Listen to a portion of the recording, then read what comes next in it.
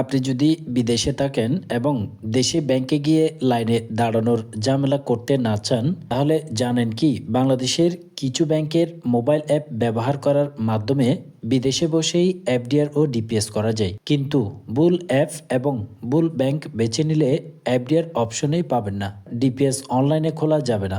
আজকের ভিডিওটি শেষ পর্যন্ত দেখলে আপনি নিশ্চিতভাবে জানতে পারবেন কোন ব্যাংক এবং কোন অ্যাপে কি করা যায় আর কিভাবে আপনারা বিদেশে বসেই বা ঘরে বসেই এফডিআর বা ডিপিএস করতে পারবেন। তাই সম্পূর্ণ ভিডিওটি দেখুন। বিদেশ থেকে মোবাইল অ্যাপে এফডিআর বা ডিপিএস করা আসলে বৈধ কিনা? হ্যাঁ, এটি সম্পূর্ণ বৈধ, অ্যাক্সেস দেওয়া রয়েছে। তবে বেশ কিছু শর্তাবলী রয়েছে।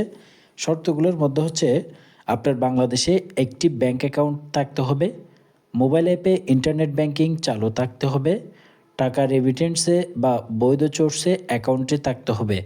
এখানে আপনার অ্যাকাউন্ট যদি থাকে, মোবাইল অ্যাপ যদি ইন্টারনেট ব্যাংকিং চালু না থাকে, সেক্ষেত্রে আপনি ঘরে বসেই ইন্টারনেট ব্যাংকিংটা রেজিস্ট্রেশন করতে পারবেন। কিভাবে করতে হয় সেটি আপনি ইউটিউবে সার্চ করলে আরও অসংখ্য ভিডিও পেয়ে যাবেন। রেমিটেন্স বা বৈধ সোর্সে আপনার অ্যাকাউন্টে ঢোকাতে হবে, অর্থাৎ আপনি রেমিটেন্সের মাধ্যমে প্রথমে আপনার অ্যাকাউন্টে ঢোকাবেন, সেভিংস অ্যাকাউন্টে, সেখান থেকেই এফডিআর বা ডিপিএস করতে পারবেন। আপনি বিদেশে থাকলেও এবং অ্যাপ বাংলাদেশে কাজ করে এবং লোকেশন সমস্যা হয় না, সেক্ষেত্রে আপনারা বিদেশে বসেই কিন্তু অ্যাপসটি চালু করে এফডিআর করতে পারবেন। এবার আসি কোন কোন ব্যাংকের অ্যাপ দিয়ে এফডিআর করা যায় বিদেশে বসেও। এটা হচ্ছে ইসলামী ব্যাংক বাংলাদেশ পিএলসি। অ্যাপসের নাম হচ্ছে সেলফিন পিএলসি ডিজিটাল ব্যাংকিং। এই নামে যদি আপনারা প্লে স্টোরে সার্চ করেন, তাহলে অনলাইনে আপনি এফডিআর ওপেন করতে পারবেন, মেয়াদ নির্বাচন করতে পারবেন, প্রফিট অটো ক্রেডিট হয়ে যাবে আপনার অ্যাকাউন্টে। ডিপিএস সবসময় অ্যাপ থেকে নাও হতে পারে, সেক্ষেত্রে শাখাভেদে হয়ে থাকে। 2 নম্বর ব্যাংকটি হচ্ছে ডাচ বাংলা ব্যাংক। আপনার অ্যাপসের নাম হচ্ছে রকেট বা নেক্সাস পে। আপনি এটিও প্লে স্টোরে সার্চ করলে পেয়ে যাবেন। এখানে আপনি অনলাইনে এফডিআর করতে পারবেন বিদেশে বসেও। অটো রিনিউ অপশন চালু রয়েছে। এটি হচ্ছে খুবই সহজ। ডিপিএস করার সময় শাখা থেকে খুলতে হয় ডাচ বাংলা ব্যাংকের অ্যাপসের ক্ষেত্রে। এরপর হচ্ছে ব্যাংক এশিয়া। আপনি যদি ব্যাংক এশিয়া তো বিদেশে বসে এফডিআর করতে চান, তাহলে ব্যাংক এশিয়া স্মার্ট অ্যাপ নামে একটি অ্যাপস রয়েছে। এই অ্যাপসটি আপনি প্লে স্টোরে সার্চ করলে পেয়ে যাবেন। এফডিআর ওপেন করতে পারবেন, মান্থলি ইনকাম স্কিম চালু করতে পারবেন, প্রবাসী ফ্রেন্ডলি। ডিপিএস ফুল অনলাইন না, তাই ইন্ডিভিজুয়াল ভিজিট করে ব্রাঞ্চে ডিপিএস করতে হবে। পরবর্তী ব্যাংক হচ্ছে প্রাইম ব্যাংক। প্রাইম ব্যাংকের অ্যাপসের নাম হচ্ছে প্রাইম ব্যাংক পিএলসি অ্যাপ। এই নামটি সার্চ করলে আপনি প্লে স্টোরে পেয়ে যাবেন। এটির মাধ্যমেও আপনি ঘরে বসে কিংবা বিদেশে বসে অনলাইনে এফডিআর করতে পারবেন।